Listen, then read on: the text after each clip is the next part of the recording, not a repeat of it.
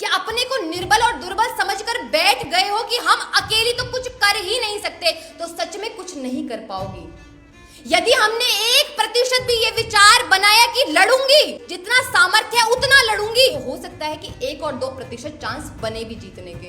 एक छोटी सी कविता मुझे याद आती है कि गुड़िया जैसे शौक तुम्हारे गुड़िया सी बन जाती हो, कि गुड़िया जैसे शौक तुम्हारे गुड़िया सी बन जाती हो।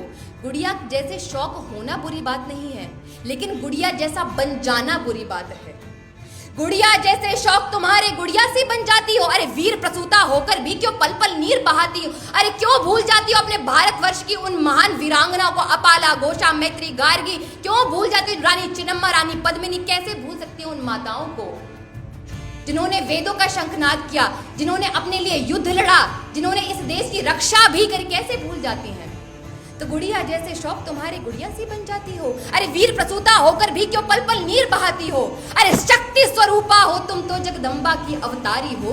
क्या दुर्योधन क्या दुशासन, तुम स्वयं काल पर भारी हो। मत रोको तुम अभिलाषा को, मत रोको तुम अभिलाषा को, है श्रृंगारों पर रोक नहीं। श्रृंगार तो एक नारी का गहना होता है, उस पर रोक नहीं है। मत रोको तुम अभिलाषा को, है श्रृंगारों पर रोक नहीं। तुम कलिका हो इस उपवन की सुकोमलता पर टोक नहीं। मगर वर्जना क्यों करती हो ढालों से तलवारों से। मगर वर्जना क्यों करती हो ढालों से तलवारों से। एक बार बस लगन लगा लो मृत्यु नचाती धारों से। चूड़ा चोली चुनरी बिन, चूड़ा चोली चुनरी बिन श्रृंगार पूर्ण नहीं होता। माना चूड़ा चोली चुनरी बिन श्रृंगार पूर्ण नहीं होता, मगर बताओ क्या तलवार बिना रूप अपूर्ण नहीं होता।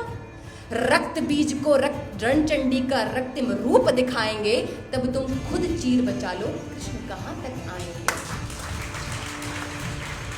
वो सोच कर बैठी है कि कोई कृष्ण आएगा मुझे बचाने के लिए, कोई कल की अवतार मुझे बचाने के लिए। अगर कोई नहीं आएगा, स्वयं की रक्षा स्वयं करनी होगी।